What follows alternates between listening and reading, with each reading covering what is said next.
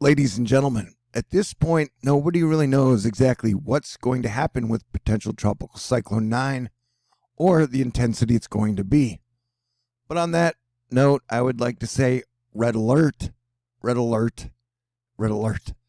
Weather Optics' new run of the Euro ensembles is following the same ATCF guidance trends, largely shifting the track back east and stronger. Majority of the ensembles have PTC 9 brushing the northern Dominican Republic before moving towards the Bahamas. Again, without a defined center, confidence remains low. But I do want to note that last year, I said a hurricane would hit Texas or Louisiana, then Texas, then the upper northeast, meaning New Jersey, New York, Boston, as a Category 2, Category 3, and then Crystal Rivers, Florida would get hit. I was wrong and I look like a fool, but it looks like I could have been exactly 1 year off my prediction. And so this has been my prediction the whole time. This has been my guess this year for this storm the whole time, this exact black track. So if you're on the coast, now is a good time to have your preparations in order because it will be at the tip of Florida in just like 3 or 4 days, and it would be up in New York in about 6 days. And so we are in the middle of a plague and a pandemic. So 2020 just keeps on getting 2020er.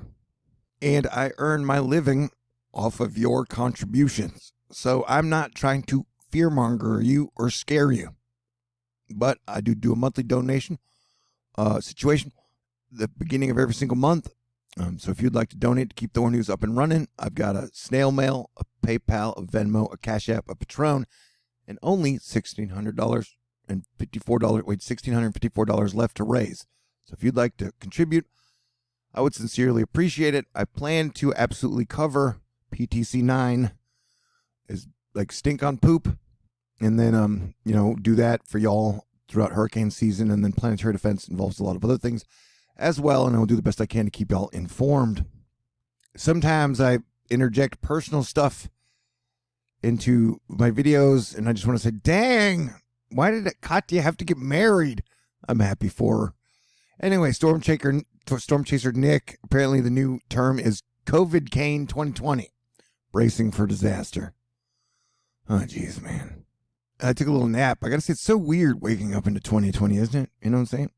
Hey, I got a couple days to possible disaster, so I can still tell jokes. Andy Hazelton, this is interesting. The 12Z Euro seems to skirt the Vort Max of PTC 9 along the northern coast of Hispaniola and has a more robust system in the Bahamas than the last several runs. It will be interesting to see how much that affects the long range. Nobody knows what's going to happen. It's anyone's guess at this point, although I'm guessing, it's going to go up the coast and hit New Jersey, New York, and New England. And remember, with all of this leading up to the great Saturn and Jupiter conjunction of December 21st, 2020, things are just going to keep getting weirder, wilder, and more out of balance. And here's another reason to take this red alert very seriously. Yakov Kantor, about a quarter of the EPS members bring a tropical storm or hurricane up the East Coast, significant increase versus 0Z. We'll see if this is a trend. Boom. So those are all multiple model runs on this thing, and it has its skirt. Instead of where Dorian curved out to sea, this would bring several of the members up the coast in possible landfall. So it is something we are looking out for sure. At this point, it hasn't even become a tropical storm yet. And so what happens is anyone's guess. Prayer warriors, pretty please get to work. It is supposed to head north at some point. Oh, it's still loading. And so this is a big bad beast. And then behind it is another big bad beast, because 2020 is very 2020. And so, there's a chance it's going to, when it moves over the Hispaniola, it's going to get torn up. They call it a hurricane killer. So the best scenario, we are going to pray that it gets torn up by Hispaniola or doesn't form and becomes a weak-ass tropical storm. But I suggest people prepare for and make plans for a possible Category 2, Category 3 hurricane to make landfall on the upper northeast. And the Weather Channel last year had some pretty good but kind of scary videos on what would happen if a Category 2 hurricane came anywhere close to New Jersey and New York. I super highly recommend you follow Cranky Weather Guy. All the elements involved over the 3 to 4 weeks of preliminary discussion rooted mostly around the evolution of the Atlantic High and the west extension thereof, seeking a pathway around the southwest quadrant for potential East Coast cyclone tracking. Now on the map. And he is not going to hype up anything. And so we are tracking an possible East Coast cyclone, my friends. My prediction from last year looks like might be true this year. The East Caribbean is notorious for this issue until it works itself out on its own spread, remains downstream, and the models aren't really of value to pick and choose with the cone until this process resolves and a stable surface circulation emerges. System is still developing and wrapping up. Surface is contorted and compromised of 3 maxima, if you will. Central is present main, but rotations slip up a trough. Consolidation could favor the northern apex. Then see how quickly that changes your initial starting points and track. So this is what we're dealing with now. 3 different areas where it would close off its area of circulation. That would be important to figure out the track. But I used a weird system last year to figure out where they would all hit. It was based off of hurricane seasons before. And so if I'm correct, like I said, it's going to brush North Carolina and then head up into the New Jersey, New York, Boston area. Nothing is set in stone, but models have shifted back towards this idea being correct. So people on the East Coast need to be prepared. And I've been telling people that it's like we're dealing with Thanos, Loki, Ultron, and now we may have evil Namor to deal with as well. And technically, the Weather Channel is the one who came up with COVID cane, which seems pretty bizarre, but at this point, it's good to have a little bit of fear because it makes you plan and prepare properly in case of a major disaster for you, your family, your friends. And as I said last year, if people can take care of your family, friends, and neighbors around you, everybody's going to have to work together because this is a very complex situation. The GFS has it as a tropical storm that would pretty much fall apart when it got to Florida. The Euro kind of has a worst case scenario where it goes up the coast through the Carolinas into New York and New Jersey and Boston. Like that. Watch it one more time.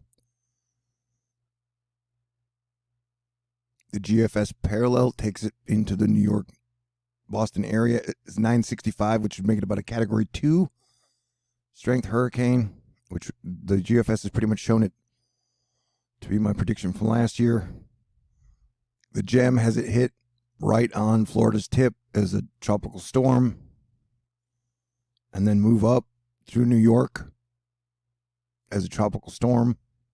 The NAVGEM has it move up the coast, go through North Carolina, and then hit New York as a Category 1 hurricane.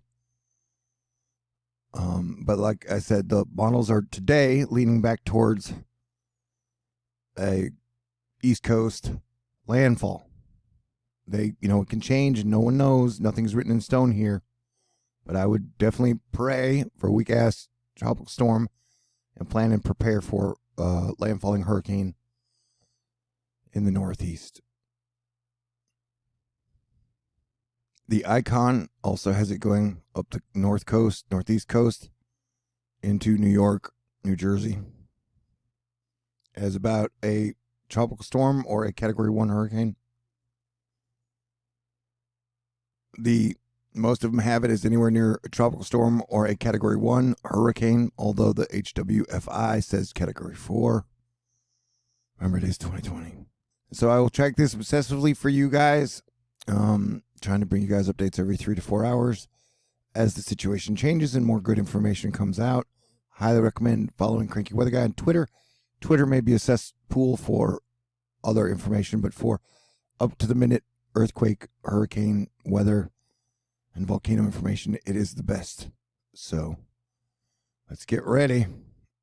And if you can or are willing and able to contribute and donate, I have been going balls to the wall hard on these hurricanes since, like 10 days before Hannah, Douglas, and now we have Act 3, which is going to be EAS when they name it. And so if you would like to reward all my hard work or make sure that I can be capable to bring you all the hard work over the next month or through hurricane season, I would greatly appreciate it. I got a snail mail. Help support the USPS. T. Lewison 5430 Birdwood Road, number 416, Houston, Texas 77096. I got a PayPal, a Venmo, a Cash App, a Patron. I've only got $1,654 left to raise and 6 days left to go. And I'd like to give a special shout out to Mike, Andy, Robert, Bennett, Matthew, Jess, Angel, Wagon Breath, and Dan. And everybody in Asteroid Fight Club who's been sending me cool thoughts, prayers, and is just awesome. You guys are great. But yeah, like I said yesterday, we don't know the intensity, but it definitely looks like landfall is on the cards. Barring a miracle, miracles are possible. This could fall apart. I would much rather have like last year where nothing happened and people would be like, oh, Thor, you were wrong, nothing happened, than have to, us have a major landfalling hurricane in an area that is heavily populated.